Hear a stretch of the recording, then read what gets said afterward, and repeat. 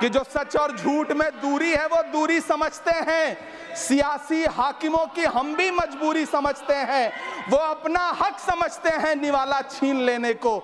डकैती को बहुत से लोग मजदूरी समझते हैं। हमें पता है कि कैसी मजदूरी की जा रही है। टूटा हुआ लश्कर का भरम देख रहे हैं और जिल्ले इलाही के करम देख रहे हैं। ताकत का नशा अक्ल पे हावी है तुम्हारी, तुम देख न पाओगे जो हम देख रहे हैं। ये चूनर धानी धानी भूल जाते, ये पुरवा की रवानी भूल जाते, जो आकर 4 दिन गांव में रहते तो सारी लंतरानी भूल जाते।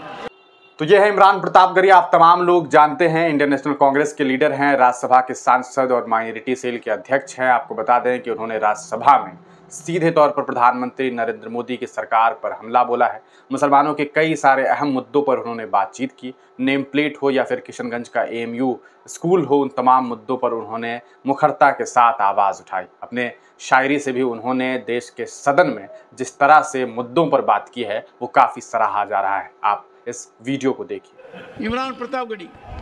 धन्यवाद सभापति महोदय। 83 मिनट 71 बार थपथपाई गई मेज, 14,417 शब्दों का बजट भाषण और उस बजट में अपने लिए राहत तलाशती मिडिल क्लास की हैरत ज़दा आंखें। सभापति महोदय, मेरे हाथों में जो दस्तावेज है, दरअसल ये देश के किसानों, गरीबों, मजदूरों की उम्मीदों का स्मारक है। ऐसा लग रहा है जैसे वित्त मंत्री महोदया ने बजट नहीं तैयार किया है, बल्कि प्रधानमंत्री जी की मन की बात का संकलन तैयार किया है।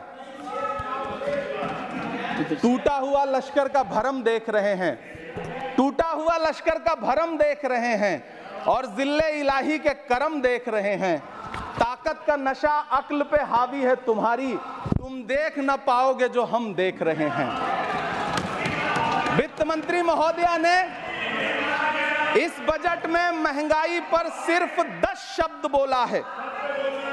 जिस देश में टमाटर 100 रुपए किलो बिक रहा हो। सभापति महोदय, मेरा टाइम पॉज करें और बार बार इंटरप्ट करने को या तो मना करें। हाँ बोले, कृपया बोले। सभापति महोदय, वित्त मंत्री महोदया ने इस बजट में महंगाई पर सिर्फ 10 शब्द बोले हैं। जिस देश में टमाटर 100 रुपए किलो बिक रहा हो, उस देश की वित्त मंत्री के पास बजट में महंगाई पर बोलने के लिए सिर्फ 10 शब्द है। डीजल, पेट्रोल, आटा, चावल, दाल, सब्जी की महंगाई का तो कोई जिक्र ही नहीं। सावन चल रहा है तो प्याज और लहसुन का दाम पूछना तो शायद पाप होगा। मैंने तो यह भी सुना है कि वित्त मंत्री जी जो चीज खुद नहीं खाती हैं उसके दाम से उनका कोई लेना देना नहीं होता।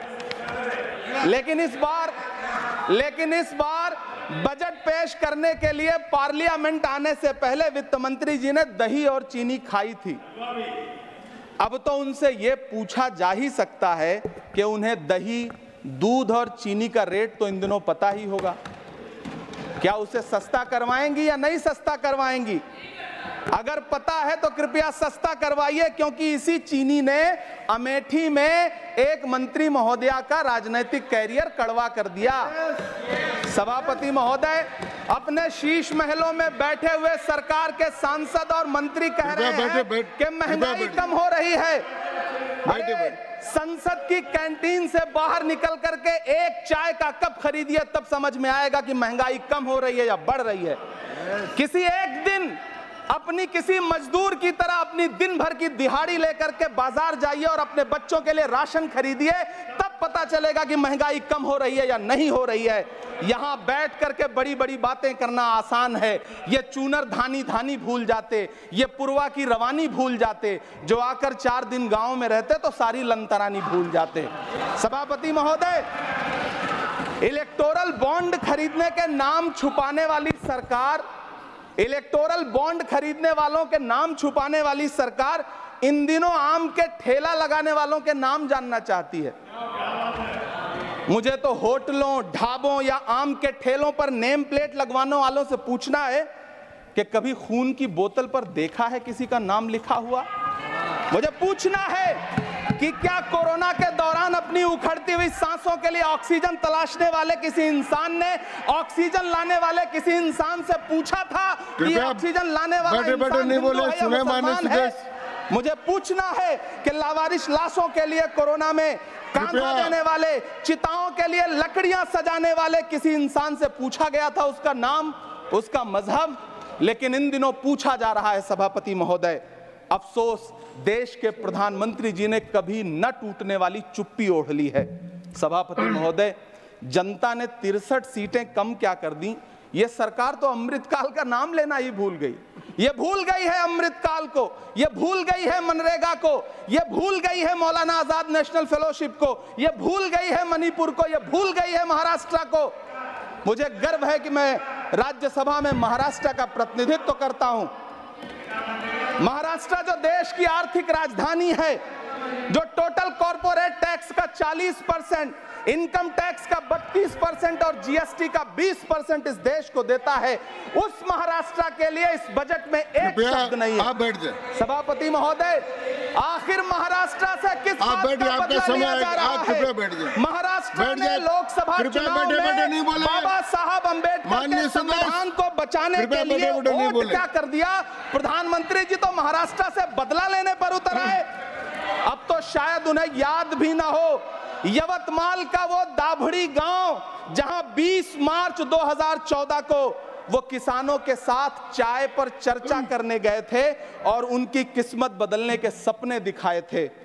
उसी यवतमाल में पिछले 6 महीने में 132 किसानों ने आत्महत्या की है। सभापति महोदय, महाराष्ट्र में हर महीने 209 किसान आत्महत्या कर रहे हैं। राज्य सरकार द्वारा सौंपा गया आंकड़ा बताता है कि 1 जनवरी से 31 मई के बीच 1046 किसानों ने आत्महत्या की है। लेकिन अफसोस, इस बजट में महाराष्ट्र के किसानों के लिए कुछ भी नहीं है। किसानों से चिढ़ी हुई सरकार ने बजट में किसानों के एमएसपी की लीगल गारंटी नहीं दी। लेकिन याद रखिएगा, जो किसान का नहीं वो हिंदुस्तान का नहीं। सभापति महोदय, मुझे वित्त मंत्री जी से पूछना है कि वो जो कुछ साल पहले 100 स्मार्ट सिटी बनाने का ढोल पीटा गया था, सुना है उस ढोल में पानी भर गया है, इसीलिए आपने उसका नाम बदल करके सिटीज ऑफ ग्रोथ हब्स रख दिया है। अच्छा है, नाम बदलने का खेल खेलते रहिए, आपकी कई सरकारें तो इसी वजह से चल रही हैं।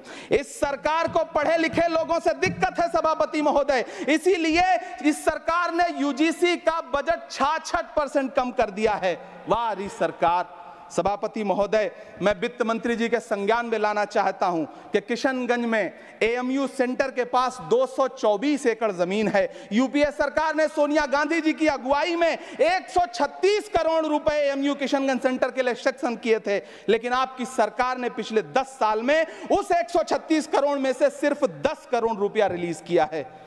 1.5 करोड़ की आबादी वाला सीमांचल बेहतर शिक्षा के लिए उस सेंटर की बाट जोह रहा है। मेरा आपसे सवाल है कि इस सेंटर का बाकी पैसा आप कब रिलीज करेंगे? मुझे उम्मीद है वित्त मंत्री महोदया जवाब जरूर देंगी। सीमांचल उसी बिहार में आता है जिसकी बैसाखी के सहारे आपकी सरकार चल रही है। वहां के लोगों को एम्स की जरूरत है। महानंदा और कोसी से होने वाली बाढ़ की तबाही को रोकने के लिए बांध बनाइए, सीमांचल के साथ सौतेला व्यवहार बंद करिए। इकोनॉमिक कॉरिडोर बनाने से किसी राज्य का विकास नहीं होगा, विकास होगा स्वास्थ्य और शिक्षा के बुनियादी मुद्दों के लिए बजट देने पर। सभापति महोदय, एक तरफ तो इस बजट में पीएम आवास योजना के तहत 3 करोड़ अतिरिक्त मकान देने की घोषणा है और दूसरी तरफ लखनऊ के अकबर नगर में 1280 वो मकान हैं जिन्हें रिवर फ्रंट बनाने के नाम पे बुलडोजर से जमींदोज कर दिया गया। सभापति महोदय, लोग चीखते रहे, बच्चे बिलखते रहे, वसुधैव कुटुंबकम का नारा लगाने वाली सरकार इंसानों के घरौंदे उजाड़ कर जश्न मना रही है। सभापति महोदय, मेरा बहुत भावुकता के साथ देश के प्रधानमंत्री से सवाल है कि इन उजड़ते हुए मकानों और बेघर होते हुए घरों को देख करके आपको नींद कैसे आती है, आप सो कैसे पाते हैं? मेरा सवाल है इस देश के प्रधानमंत्री से, या तो लोगों के घरौंदे उजाड़ना बंद करिए या फिर करोड़ों मकान बनाने की झूठी घोषणाएं करना बंद करिए। यह बजट झूठ का पुलिंदा है।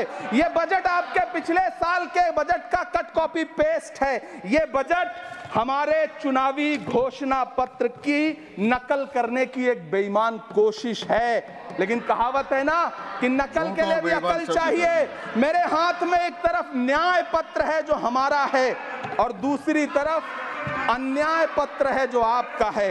इस सरकार को आलोचना सुनने की आदत नहीं है सभापति महोदय। जब आप इनसे सवाल पूछिए तो ये कहते हैं कि आप बताइए 70 साल में आपने क्या किया है। मैं तो इस सदन में कहना चाहता हूं सभापति महोदय कि हमसे 70 साल का हिसाब मांगने वालों, जो सरकार अपना चलाया हुआ 2000 का नोट 7 साल नहीं चला सकी, वो हमसे 70 साल का हिसाब मांगती है। सभापति महोदय, मैं अंत में आपसे यह कहना चाहता हूं, यह बजट बैसाखी पर टिकी हुई सरकार का कुर्सी बचाओ बजट है। इस बजट में राज्यों के साथ, किसानों के साथ, नौजवानों के साथ, महिलाओं के साथ, देश के मिडिल क्लास के साथ अन्याय किया गया है और इस अन्याय का खामियाजा आपको महाराष्ट्र, हरियाणा और झारखंड के चुनाव में भुगतना पड़ेगा।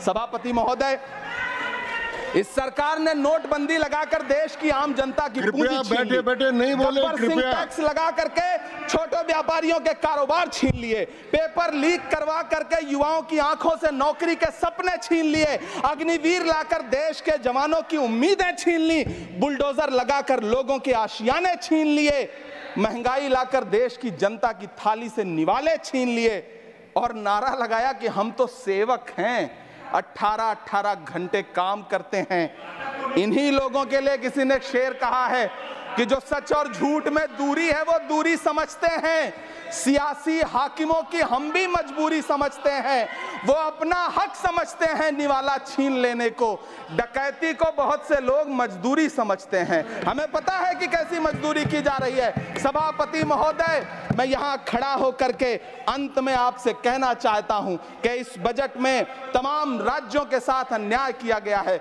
इस बजट में युवाओं के साथ अन्याय किया गया है, महिलाओं के साथ अन्याय किया गया है और खास तौर से महाराष्ट्र के लिए कुछ नहीं रखा गया है। महाराष्ट्र बाढ़ से जूझ रहा है, पानी बरसने से वहां 1500 से ज्यादा लोग मारे गए हैं। उस शहर को, उस राज्य को 4000 करोड़ के पैकेज की जरूरत है ताकि जो फसलें बर्बाद हुई हैं लोगों को राहत दी जा सकी। लेकिन अफसोस, इस बजट में महाराष्ट्र के लिए ऐसा कुछ भी नहीं है। मैं आखिर में यह कहना चाहता हूं कि पिछले 7 दिन से इस बजट का बड़ा ढिंढोरा पीटा जा रहा है, इसे महान बताया जा रहा है, लेकिन कौन महान बता रहा है? सत्ता पक्ष के लोग, उन्हें तो बताना ही है। क्योंकि मैं अवध क्षेत्र से आता हूं, प्रतापगढ़ से, नीरज भाई भी अवध और पूर्वांचल से आते हैं। वहां एक कहावत है कि बिटिया की तारीफ किसने की? बिटिया की महतारी ने, यानी कि बेटी की प्रशंसा किसने की? मां ने। तो इस बजट की तारीफ सत्ता पक्ष करे तो करेगा ही, लेकिन विपक्ष के एक भी सांसद से आप पूछिए कि क्या उसके राज्य को कुछ मिला है, तो वो ये कहेगा कि नहीं, कुछ भी नहीं मिला है। बहुत बहुत धन्यवाद सभापति महोदय, मुझे आम बजट पर अपनी राय रखने के लिए धन्यवाद। दोस्तों, आपने इमरान प्रतापगढ़ी को सुना। आप इस वीडियो को देखने के बाद अंदाजा लगा सकते हैं कि किस तरह से कांग्रेस के सांसद ने देश के सदन में दहाड़ लगाई। प्रधानमंत्री नरेंद्र मोदी को, उनके किए गए कामों को उन्होंने गिनाया और बताया कि किस तरह से देश में जो केंद्र सरकार है वो अपनी नाकामी का एक इतिहास बुन रहा है। आप तमाम लोग इस पूरे मामले को किस तरह से देखते हैं, अपनी राय कमेंट सेक्शन में ज़रूर दीजिएगा।